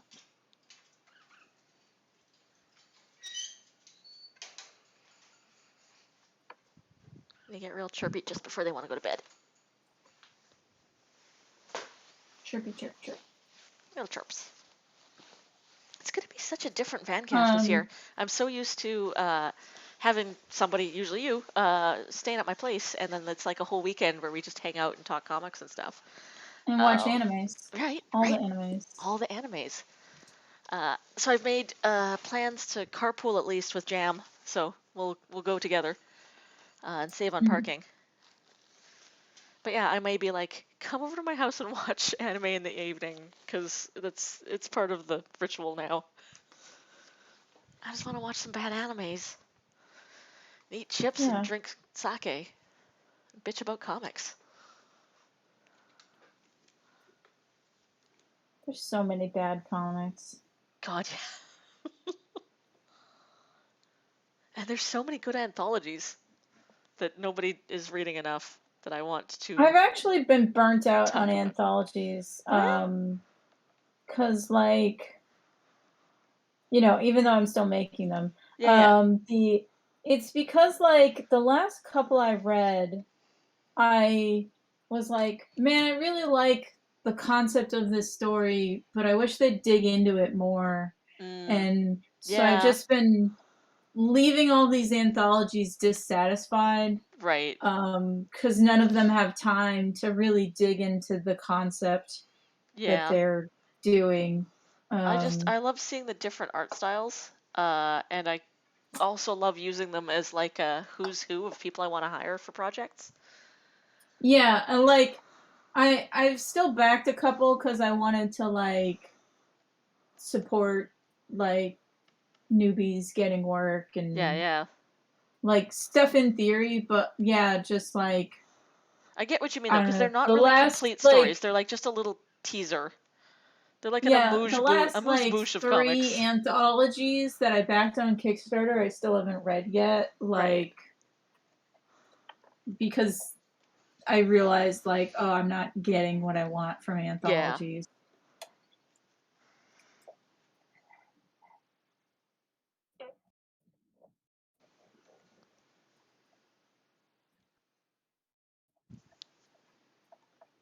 Um the YouTuber I told you about who did the propaganda Yeah, yeah. videos, he's gonna make another propaganda video Oh yeah. about Paw Patrol. Oh boy, Paw Patrol. Uh, that Man, was his like if I get enough Patreon backers, I will make a propaganda video about Paw Patrol, and good. he has just hit like his goal, and he's like, so it's happening. Good. Those pups are gonna get what's coming to them. Good. Um, My I have sister not seen Paw has Patrol, so I oh don't god. know how much propaganda it literally is and how much of that is a Eh, joke. every episode is the same. In which there is a problem that could easily be solved. That the pups are called out to, and they do their various vehicular related things. It's like, oh no, fire dog. That's not his name. There's a fire that's happening, or there's a cat stuck up a tree. We need specifically your toy, I mean, vehicle, to come and solve this Mhm. problem for us. And then they do. Maybe there's some hijinks and misadventures along the way, and at the end of the day, it's saved. So it's not really super propaganda-y, other than that there is a cop dog. But his Okay. power is just that he has a cop car. Okay.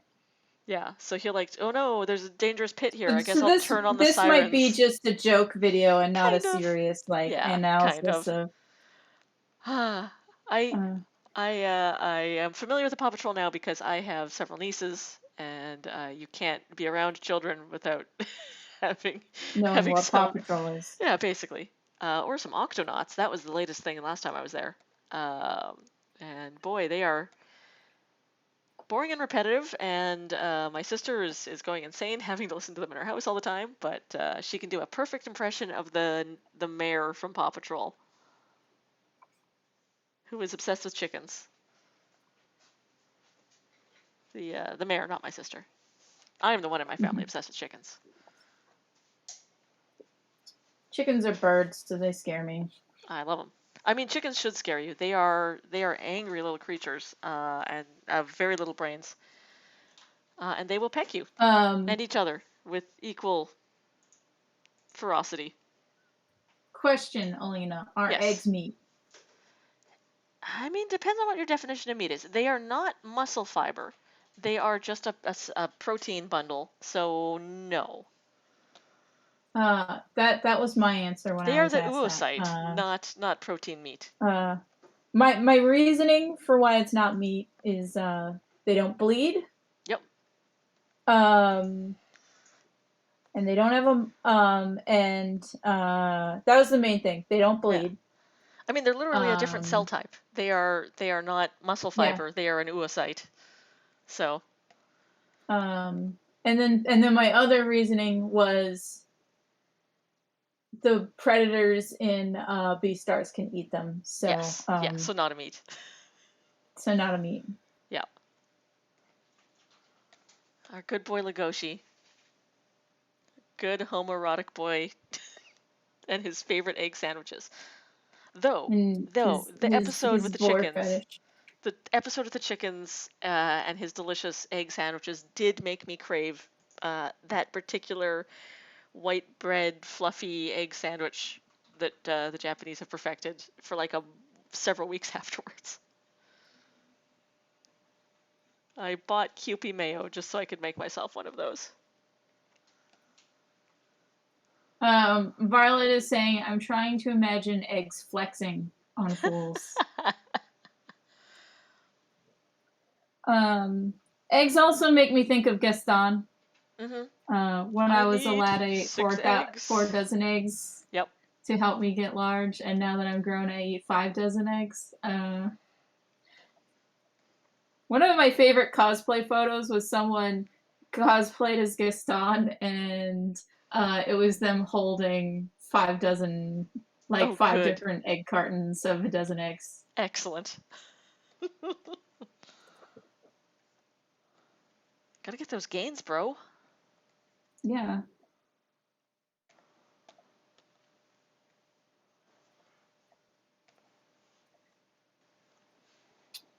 Man, I'm super lazy about cooking. I have more energy if I make myself eggs after I work out. But like, I don't want to cook anything ever. So I frequently like buy eggs, planning to be like, this will be my post-workout meal, and then and then I'm like, oh, but I have to like crack them over the frying pan and then flip them eventually. I'm like, just those 2 steps, and I'm like, that's too much. I don't want to do it. You could just hard boil a bunch at the beginning of the week and keep them in a bowl in the fridge. I don't really like hard-boiled eggs. Oh, gotcha. That's what we do for Lane snacks, because what I usually do is what I usually do is I just fry some eggs after working out. I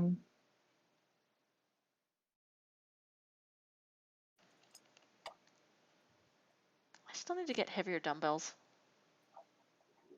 I need to get some 20-pounders. Yeah, I sent you the dumbbells I got. Yeah, they're good. those are good. They don't sell them at Canadian Tire, but I'll have to keep looking.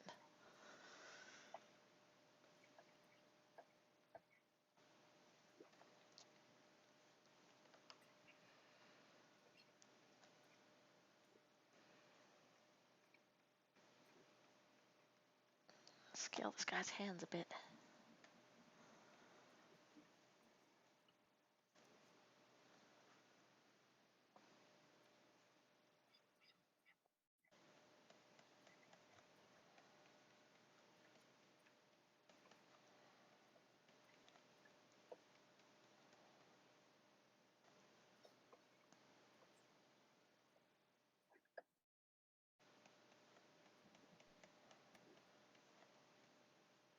Violet saying, no one shouts like Gaston, no one's pouts like Gaston, no one balls up their fists like a lout like Gaston. Good.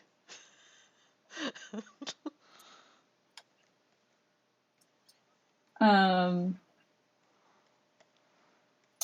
inspired line in the Gaston song is Gaston saying, I'm especially good at expectorating. Yes, I love that line.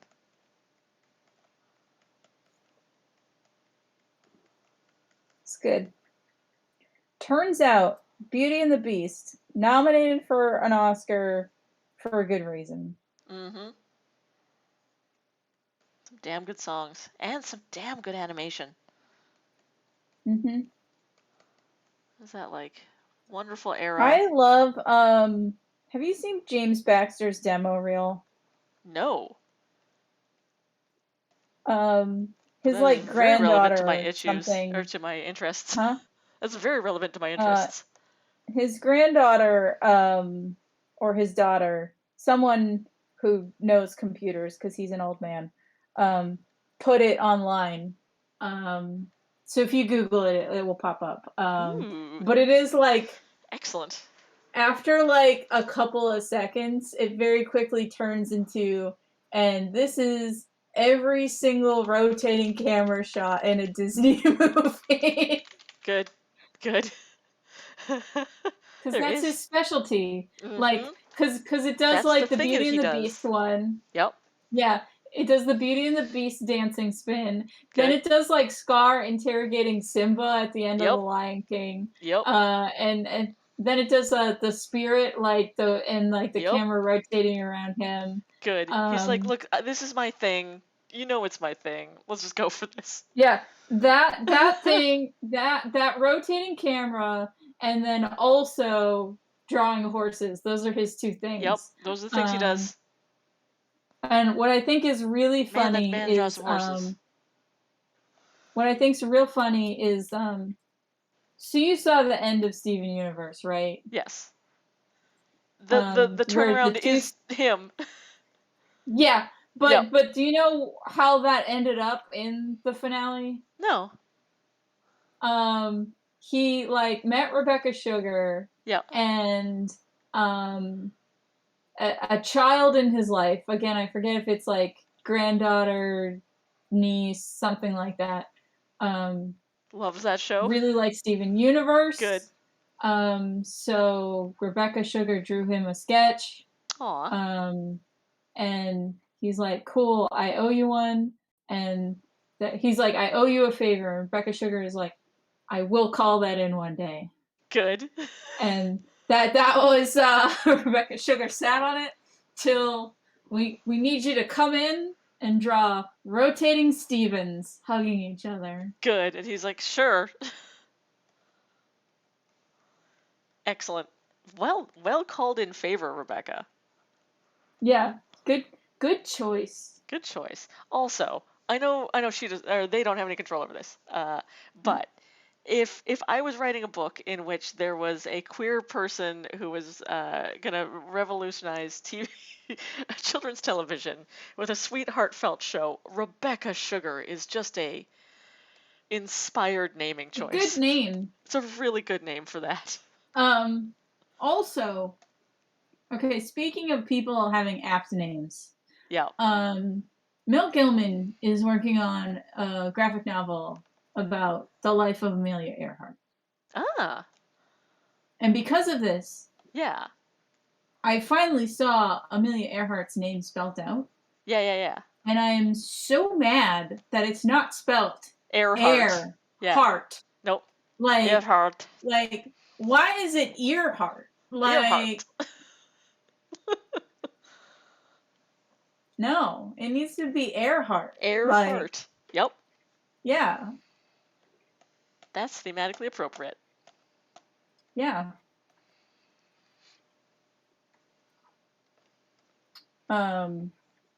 Also, apparently, this Amelia Earhart book is not a fan of Amelia Earhart. Oh, really? Apparently, there are two types of Amelia Earhart biographies. The ones that are like, she's fan great. And not fan. Great female pilot. Yeah. Yay, girl boss. Yeah. And the other ones are like, hey, she sure destroyed the careers of a bunch of other female pilots, so she would be the only one. Gotcha. And Mel Gilman's book is apparently going to PR be campaign more for along the herself. lines of that, and might be the first like kid-friendly take on that. Like, interesting. Because all the kid-friendly ones are like, she's yay, a hero. female pilot. Yep. What a big hero. Fascinating. Yeah. I love Mel's work. And what's funny is when it was announced, Mel Gilman tweeted, if I get 10 likes, I'll spoil how it ends. Good. And then people took them seriously, and it's like, guys. It's the Amelia Earhart story. We know it. We know her. Do you not know how Amelia Earhart ends? Yeah. It's a whole thing. There's a whole thing about it. As it turns out, she was kidnapped by aliens and flown to a place where she was then found in the Delta Quadrant by the crew of Voyager. Yeah. I've seen that episode. It's good. Solid. That's one of the episodes that made me stop watching Voyager. Because it was that I forget what order they were in, except for the last one. But it was like 3 really bad episodes in a row. It was like, Amelia Earhart was secretly abducted by aliens. Native American culture comes from ancient aliens. Oh God, I forgot about that one. Fuck. And then like out of right after banks. those 2 bad episodes, the bad episode after that is female villain being like, Chakotay, I have stolen your sperm, so my evil plan to have your child will succeed. Right. And I'm like, I'm done with this show. I'm sorry, everyone who likes Janeway. Weird shit's happening. I can't deal with it. I forgot about the whole natives are just space alien culture. Oh, I hate that so much. Yeah. We couldn't come up with culture on our own. It had to be aliens. But also, they're so mystical. Ooh. Ugh. And it's extra offensive that, like, that episode rotates around Chakotay learning, hey, your people's culture is from aliens. Like, Yup. He's like, cool, great, lovely. I don't have any agency in this universe. Love it. And then, I appreciated Futurama, like, making fun of that trope by having it the aliens copied the ancient Egyptians, not that they invented ancient Egyptian culture. Yes. They were like, oh, this is cool stuff. They're like, we just thought it was really cool, so we copied it. I like them. I like these pyramids. They're great.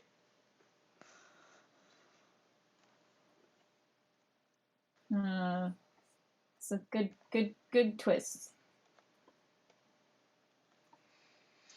I think I got all my flats down on this guy, although I'm going to give him a very fancy belt, because he's a fancy boy.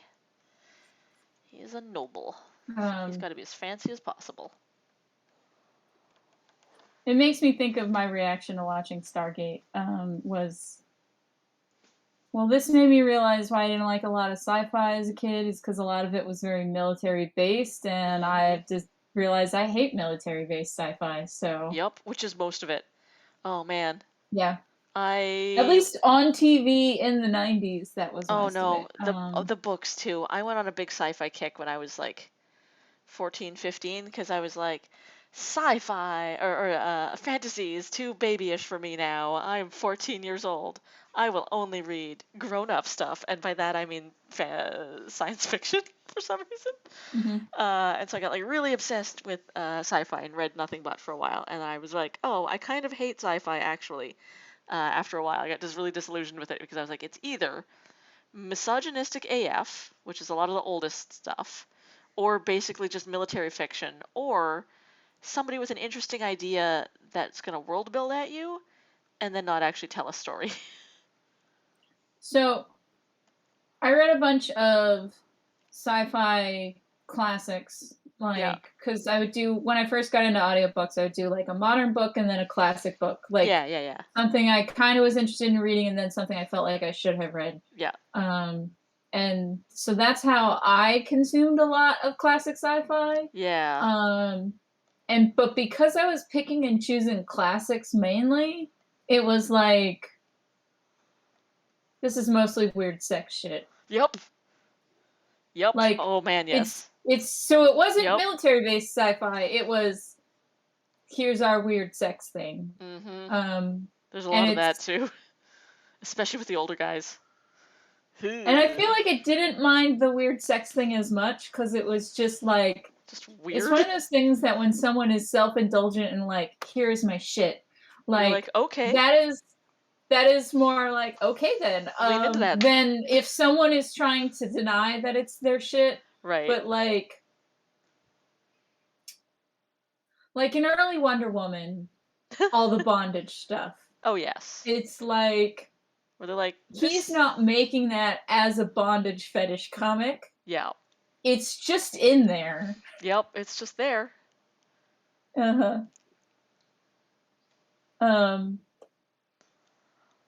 That's the flats down on this guy. And then the other thing that was in a lot of the classic sci-fi was like, what even is reality, man? Oh god, yes. Yeah. That's because a lot of classic sci-fi comes out of the 60s and people were doing a lot And of drugs. LSD. And then writing about it. So, I've told you my favorite pastime is to read fan theories of Yes. A Song of Ice and Fire. And one of the guys who comes up with the wildest ones has read all of George R. R. Martin's sci-fi from the 70s and 80s. Woo. So it's like a lot of, what even is reality, man? Like can George we time travel with our today. memories? Like, and so so a lot of this guy's claims, like that Bran is a secret time traveler, is because here are 5 other time travel stories George R. R. Martin wrote in the 70s, and all of them involve someone taking psychedelics, being in a sensory deprivation pod, and then their mind time travels. Hell and that is also what happens in Game of Thrones when Bran has his visions. So clearly, yeah, so it's a lot of him making like those sorts of connections, and it's like, that's interesting, like, but stuff outside of A Song of Ice and Fire is not evidence that things are the same in A Song of Ice and Fire. Yeah. Fascinating. And like, one of the stories sounds really interesting, so I might actually look it up. And it's about like the apocalypse happened. And there is a hippie guy who plays guitar at the commune in the post-apocalyptic world. Good. And every night he plays Me and Bobby McGee for everyone. And in it, there's a drug that lets you like relive your memories. And so people in charge of the commune are like, hey, guitarist guy, you keep taking this drug so you can see your dead girlfriend. We're going to take the drug away from you because we would like to use it to relearn lost technology, like how to build shit that we don't know how to build anymore. Yeah, because it's post-apocalypse now. And the guy thinks he's really time traveling when he takes the drug. Right. So he takes all of the drugs. Cool. Good. And then solid choices, sir. and then does something that prevents him from waking up. I forget if he like also after takes all the drugs and then before they kick in like does something that will kill him while he's time traveled. But he's like, I'm gone, so I won't come back. Haha. So like, and he tries to like save his girlfriend or whatever in the past. Right. The inevitable outcome of the time travel story. And so he we don't know what happened to him, but like they find his dead body. Right. And he's pieced right out. And then like gone. And then at the end, no one knows the words to Me and Bobby McGee. Oh. When at the beginning of the story, they all knew the words because they sang it every night. Right, but now he was never there. So in theory, he did change the past, which means that he wouldn't be at the commune anymore. Which means they wouldn't be singing the song. McGee. Like so. Yeah. So that's why no one remembers the lyrics to Me and Bobby McGee. Fascinating. And that's the proof. So it's like, that one sounds kind of interesting, and maybe I want to read it. But also, like, that is not evidence that when Bran looks into the past that he's actually time traveling. Like, Yeah. But yeah, so I read a lot of like short stories that are like that. Interesting. Where like because Philip K. Dick, I realized I liked his short stories, so I listened to a Yes. bunch of his. Yeah. I don't like his long stuff because it kind of peters out into nothing. Yep.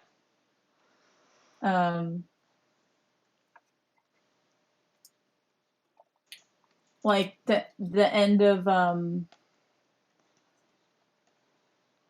uh Man in the High Castle is just like, yep, there's an alternate universe. Yep.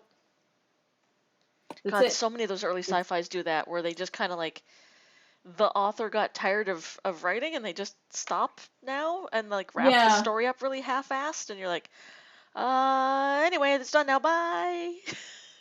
You're like, wait, come back. Like they do find the Man in the High Castle. It's Yeah. just like they're like, hey, did you like somehow tap into an alternate reality? And he's like, probably, but like Who the hell that knows? doesn't mean that we can get there. Like Yeah.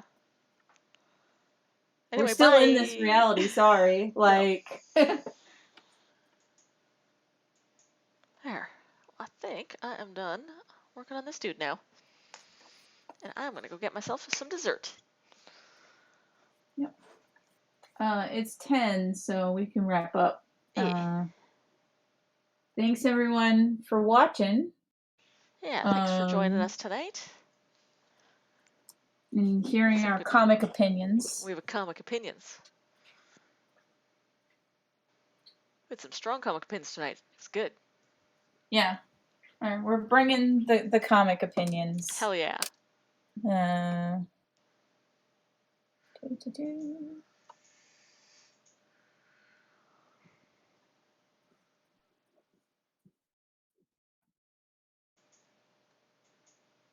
Wow, okay. I Waiting forgot I'd for opened that. I had just a page of reference of Legoshi Beastars. And I was like, why the fuck was I looking at this? It's because I was drawing you at the beginning. Yeah, I'm still up, so hold on. Yeah, me too. Took me a moment I was gonna to turn say off. goodbye to everybody. Bye, everybody. Thanks for joining us. See you later. Yeah. Later.